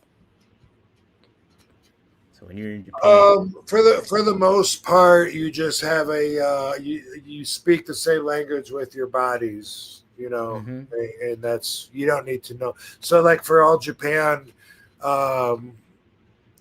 Usually, like, say there's a 6-man that's going to have 2 veterans and 4 green kids, young boys or whatever. The young boys might come over early. The veterans aren't. You're not going to see them. They don't give a fuck. They'll just see you in the ring. The young boys might come over, and that's just to see if there's anything that needs to be talked about ahead of time. Otherwise, you go out there and you do what's called catch can. And you know you're going through reversals. You're trying to. That's where it's like really hard for fans to understand because you're working with them to an extent, but at the same time, there's a lot of competition involved in it. You know, like if somebody wants to make you look bad by doing like amateur style wrestling and wants to rub your face in the mat and spin around on your back and make you look like you don't know what you're doing. You don't want that normally, you know, and so you want to look good too. And so you got to balance. You got to learn like how much do I want to go ahead and give and feed in without seeming like a total prick, like I'm not going to work with him, but at the same time, I want to look good too, and don't want him to outshine me and outsmart me. I actually miss that part of the business a lot of times. You know, you're in there with someone doesn't speak the same language, doesn't have to. It doesn't matter. They got you in a waist lock. You know, 5 different reversals you can do to get out of it. You know, so which one you gonna go for? Maybe I'll try and get my hand in there. No, let's see. Can I? No, can I? You know, and you're actually like, hey, and guess what? He's not giving it to you. He's trying to counter it. So when you're trying to do that, he's squeezing harder. You're trying to reach his head. He's moving his head. That's a whole other level. It's a whole other level. You know, when you're super green, you don't know how much to give and get because you're looking out for yourself. And that's really what you're there for, is to get yourself ahead, your image, the way people perceive you. that is going to determine your value, what you're worth. But you can't go out there and be a total asshole and not work with someone, and just because then that's not going to be entertaining either. You gotta be well rounded, and it comes with experience with a lot of different people from different styles of wrestling, really. Man, yeah. That's the neat thing about it too. It's like you got to feel the flow of the water going a little bit, and that's the neat aspect. It's neat. It's cool too because like this was like last week when we were recording with Kevin Nash, and Sean Oliver was mentioning like ECW and stuff like that, and how I can't remember like a lot of the hardcore stuff going on, but then Nash was like, yeah, but guys like Rob and Sabu, they had like the wrestling aspect going on in it too, where it would be like, that kind of thing. And you guys really incorporated that, but added that to your own style and the own unique way. But everybody was different. There was some guys, that's all they had. Like Lance Storm, I think Jerry Lynn might have been one of those. We had hardcore plus extreme wrestling. That's all they had was being extremely well technical wrestlers. They weren't really, hardcore at all. I mean, Jerry obviously proved himself, but he didn't come there. We had to dirty him up. You know what I mean? And then yeah. And then Lance. I remember I roomed with him. My first time in. One of them anyway. Like Paul put us together in a room, and I remember thinking, Lance is hardcore ECW. Like what? Like, I don't get it. And then I saw how everyone kind of had a complete different take, a different perspective, a different flavor to add to the whole stew, Yeah, absolutely. Like I would say to the opposite of Lance, I would say like New Jack and Mustafa did no wrestling. Right, yeah. That's it too. No, that's what made ECW so unique too, is all those different styles coming and clashing together, and plus that edginess that went to it too, and the underground vibe. Alex follows up too with kind of a question in the same realm. Thanks again for the $5. He says, how did you differentiate when guys were being snug versus being stiff with you, and how patient were you with giving receipts? So we talked about snug versus stiff a long time ago, I think at the beginning of the show when we started. But you can. What's the difference between being snug and stiff, and then how patient were you when you had to give receipts? Really, if there's a difference, then it's just slightly in the degree. I think it kind of refers to the same thing. It's just that snug is a friendlier word. Stiff implies that you're actually possibly maybe a little that there's some danger involved, maybe because you're so snug. But in reality, most people that are one could be described as the other. It just depends on how friendly you want to be. And it's circumstantial. It's something that's really circumstantial. I've explained a lot of times, like for in Japan, Kawada in particular used to be really stiff with me all the time. And I stopped taking it personally and started, I stepped it up. I guess I did still take it personally when I decided to give it back. But then I realized that's what he wanted. He made me step up my game and overall improved everything. And then even to pull it back a little bit, like, whoa, okay, he's up. And that was something that at first I felt insulted, and that gave me the motivation to be like, man, I'm gonna kick that motherfucker hard as I can, man. Fuck him. I'm sick of him doing this.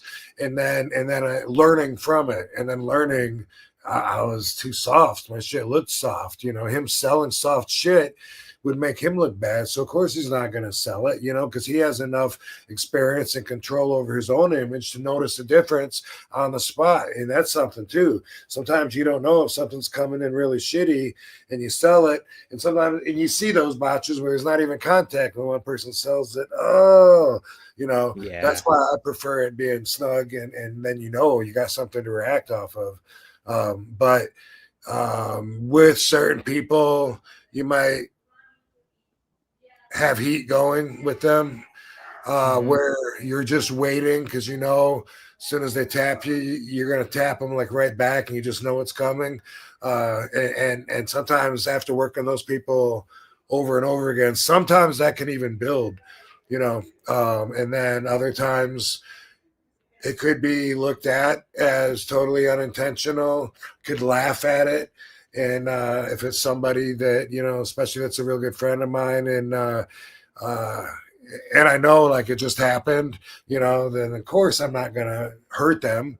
That doesn't even cross my mind wanting to hurt them. They, something fucked up. And a lot of times it's my fault. A lot of times people are apologizing, but it's me either leaning in too much, coming in, or even sometimes wanting to take it. You know what I mean? Like I remember when I'd be in the corner and this was during the non-ECW days. It was a long time ago, but they would be punching, and I wanted to take it in the face, but they were hitting me in the chest. So as they're doing it, I'm trying to come down, and as I'm coming down, they're coming down even lower, and I'm stuck because my arms are on the ropes, but I'm trying to come down even, and I was trying to like feed into it because I wanted to take it, get punched in the face, so that I could react instead of and everything is circumstantial.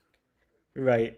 Man, what a business. What a business wrestling is. Yeah, but a lot of it has to do with your personal relationship with the person that you're with too.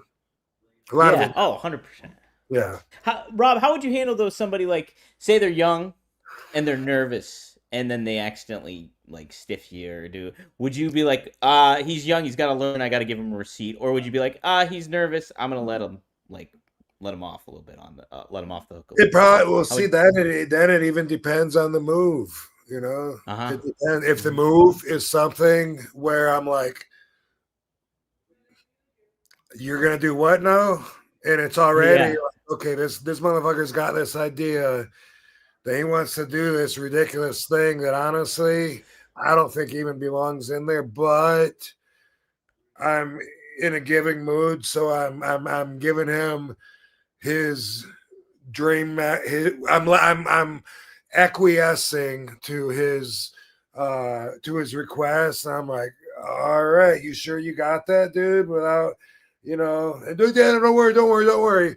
If it's a situation like that, and it's someone that I either don't know or don't like, and he catches me, for sure he's getting a receipt. For sure he's getting a receipt then. That's a total different situation than someone it's just like, oh my God, like I can't even, I can't believe, man, I've always wanted to fucking have a match with you. This is, wow, man, my grandma and grandpa are out there in the crowd, my mom and dad, like my whole family, and we do something, we're out there, and he fucking like, boom, punches me in the face, no problem. Yeah.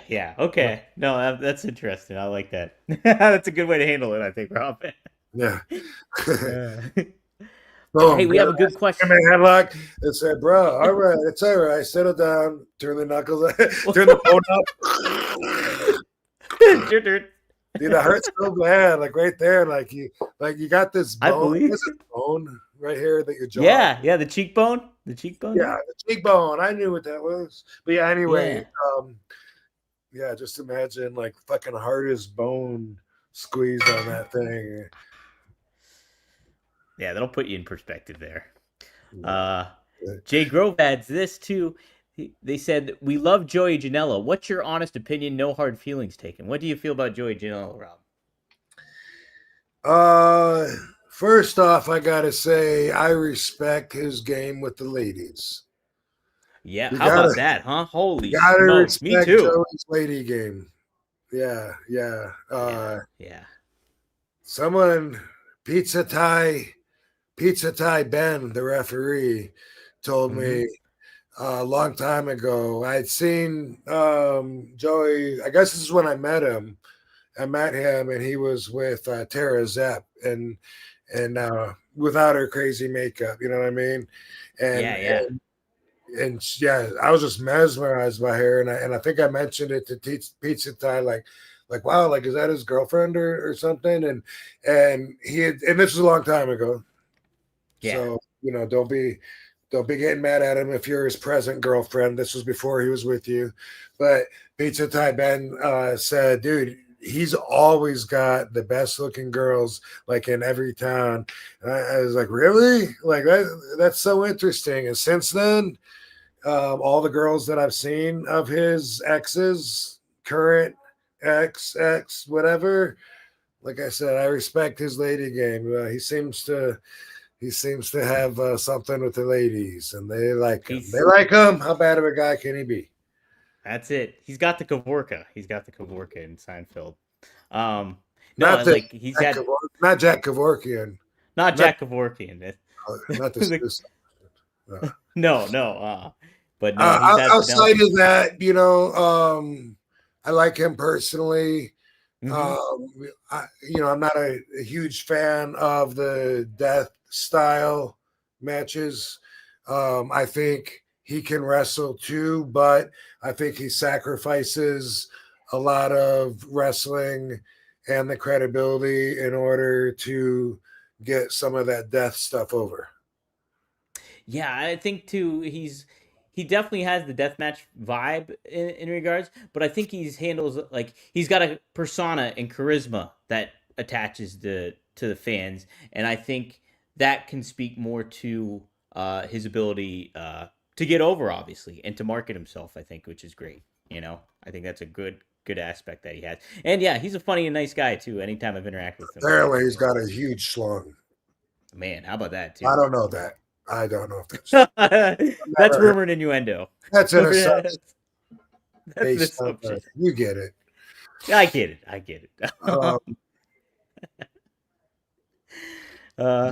Frankie Turizo has a question. Which wrestlers have had the shortest workouts? And also, if Joey, I don't know how much he has to do with promoting, but I remember Sabu telling me about this GCW. It seems like 2 years ago, maybe a little longer even. And I remember he was real excited about it. You know, he thought that I was going to be too. He was like, man, this seems like, you know, what they're doing, what they're building is something really cool. And this could be like a good place, you know, where we could possibly like work in the future, you know, like a new ECW. And I remember him saying that. So to see that, you know, they're still going and to see the house they drew with Sabu's last match, you know, that was really impressive. And you know, I like the lights they had, whatever the fucking Joey Janela spring break, whatever you call all that stuff. I mean, it made him look pretty professional in my opinion. So I want to say that. I don't know if it has anything to do with that or if that's all the other guy. Yeah, Brett Lauderdale is the main promoter. But like Joey too, he able to market and have unique, fun matches. Like Sabu's last match, that's an awesome, obviously like legendary match now. But then he's also wrestled like guys off the wall that you wouldn't expect. So many like older veterans that would go back in the ring. Like I think he wrestled X-Pac. He wrestled Ash LaRue came back and like after like 20 years, and so he has a good way to position things and make those Joey Janela spring break things feel so unique too. So I think he's cut a good niche into the business. That's, I think, positive for the business, which is cool, you know. And not a lot of talent can say that they do that. So I think it's great. What was that question? So okay. Frankie asked, which wrestlers have had the shortest workouts? X-Pac. You just mentioned. Really? Yeah. How about that? Yeah. I remember him one time talking about I can't remember, so whatever I say is not going to be right. I have to just use an example because I really don't remember what numeric figure he used. But I remember him one time talking about working out, and he said something about like that's all you need is like 3 sets. That's all you need. Boom. You know, I'm in and out when I'm in the gym. 15 minutes, I'm gone. And it could have been 6 sets. I don't know what it was, but whatever it was, I remember, you know, like he's saying it as if like that's all you need, you know. And I remember thinking, first off, you know how I am when people tell me what I need. Yeah. You know how I take that. And I'm already second. I'm already thinking maybe that's all you need. And then I'm also thinking, but that's all you need to look like you do, which most people wouldn't even think that you spend those 15 minutes in the gym. You know, not trying to be mean. I'm just saying like this is what I was thinking a few years ago when he said it. And I was thinking, And I was thinking, but what about like all the guys that look like, oh, Arnold Schwarzenegger, that mistakenly spend an hour or two in the gym? Like, why don't you tell them that all they need is, 15 minutes in and out and 3 sets or whatever it was he said. It's just something that I'll never forget. And then I saw a few months ago, I saw him and he looks jacked and he's got, he's jacked and he's got abs. And I was like, whoa, look at him. And then I saw something, maybe it's an interview, something where one of his interviews. And someone asked him, they said, do you still just do the ab roller for your abs? And then he responded with the same thing. Yeah, that's all you need. That's all you need is 3 sets, for your abs. He said, but they got to be intense, real slow sets though. And so that sticks out in my mind. That's awesome. I gotta ask him about that. That's awesome. It looks awesome now, right? Like he looks great. Yeah, better than I remember looking. Yeah, he looks great, man. Yeah. He I tell you what, X-Pac's one of my favorites. He's just like, he added such a unique element to like the Outsiders, to DX, everything. You think about, he's so underrated, I think, in a lot of ways. He's to me, he's a strange ingredient just because of like not by himself, but when he's like with the Degeneration X or even him thinking about him hanging out with Hunter, to me it's kind of they just seem like they're so different, but they seem like different people. Right. And he's the big animal lover too, which is always great too. He shares stuff on social media about that. Seth, we'll close out with this question here. Seth, thanks for the $20, my brother.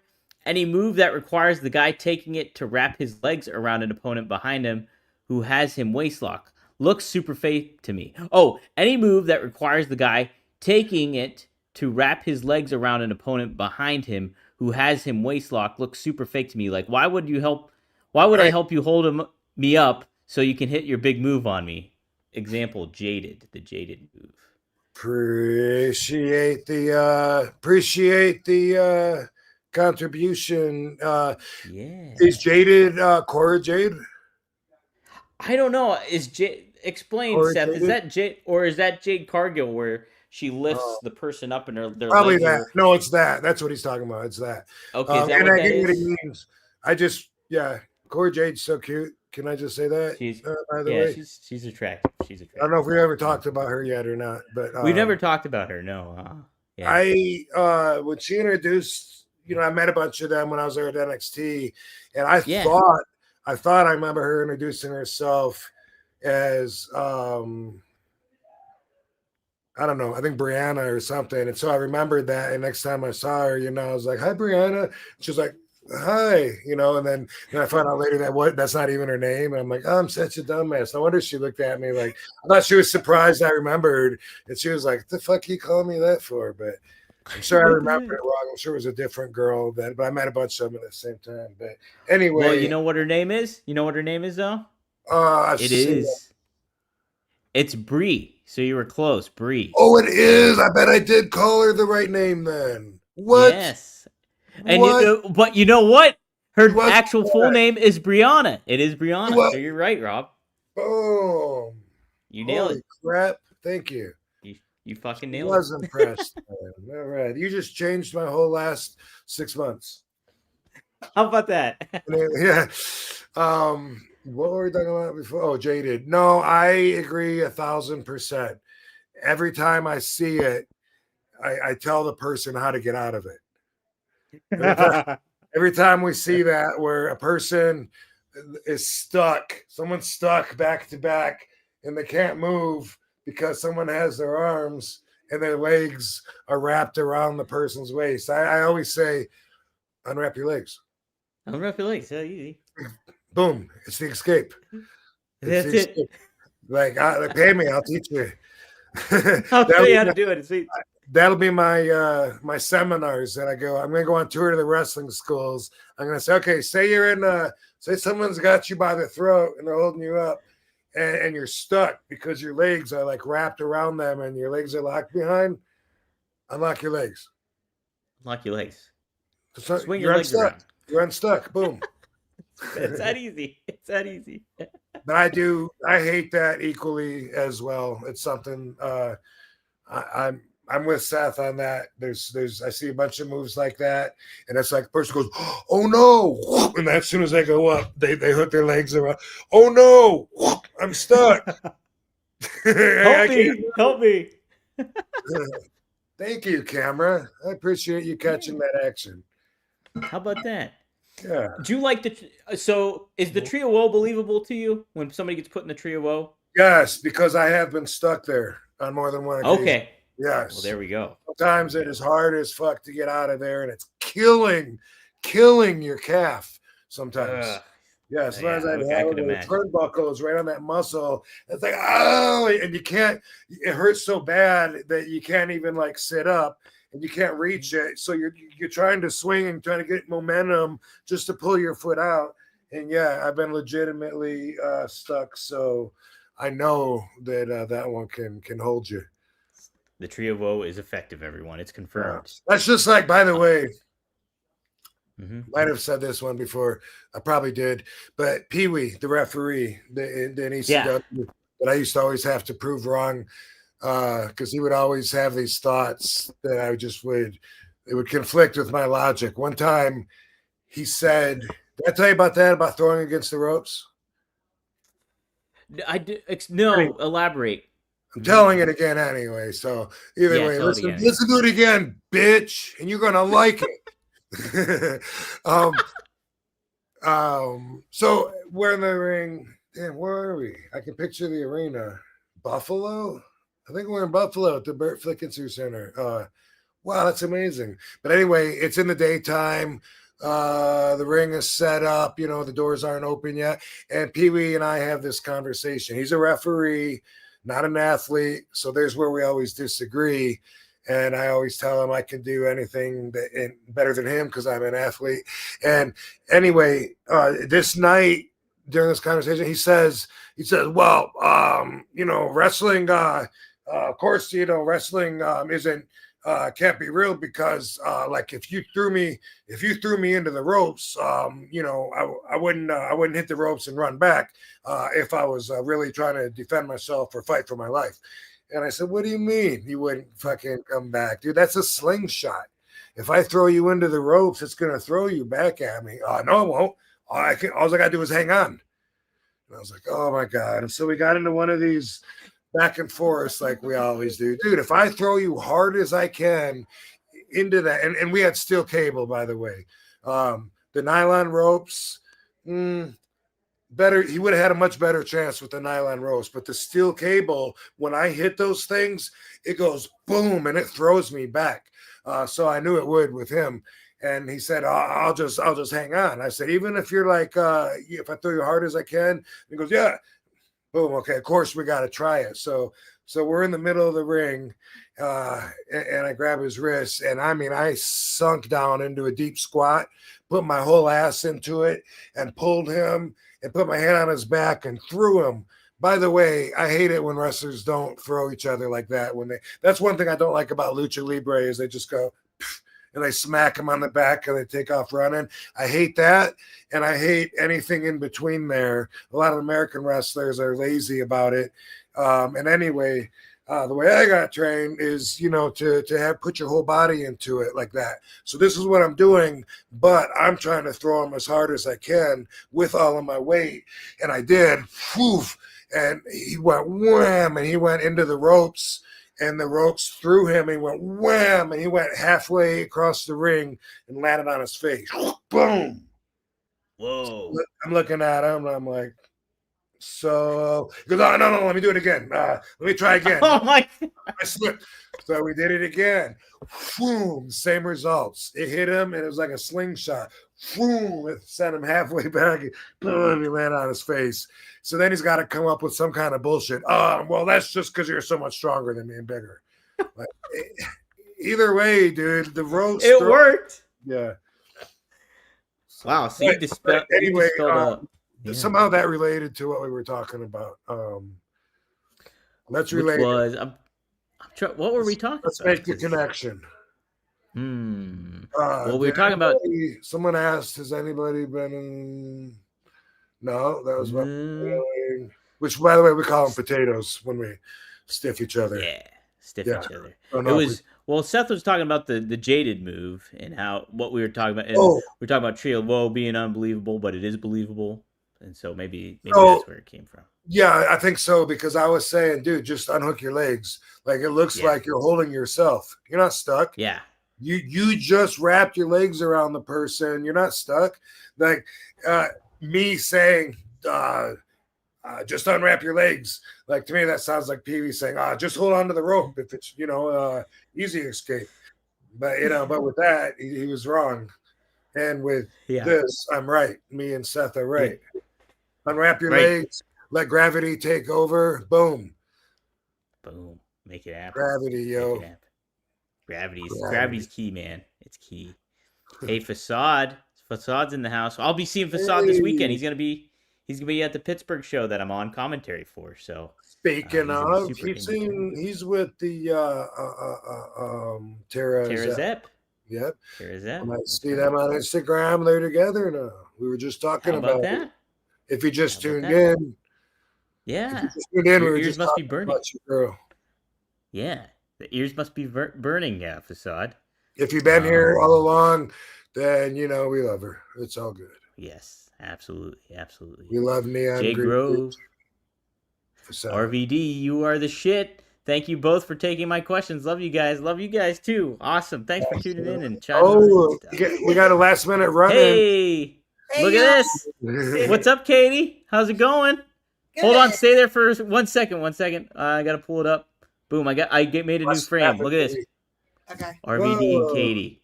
Boom. Oh, cute. So whenever you're on the show, I'll put it up there for you. Yeah. I've been hanging out with family, but I'll be back next week. Okay. Awesome. Awesome. Tell everybody I said hi. I will. Yeah. You guys enjoy the baby shower this week too. That'll be fun. Thank you. Yeah. So. Indeed. It's been a fun show. Mm-hmm. Yeah. Mm-hmm. We did it. We did another show. We did another show, man. Good stuff, huh? All right, man. Appreciate it, everybody. Yes. Take out the trash. Take out the trash, Devon. Get the trash. Get the trash. All right, guys. Thank you all for tuning in. We appreciate everybody. Thank you, Katie. Thank you, Rob. You guys are the best. And we'll see you all next week on One of a Kind with RVD. That's RVD and KT. Bam. Whole up and show, yo. Thanks, Van Dam.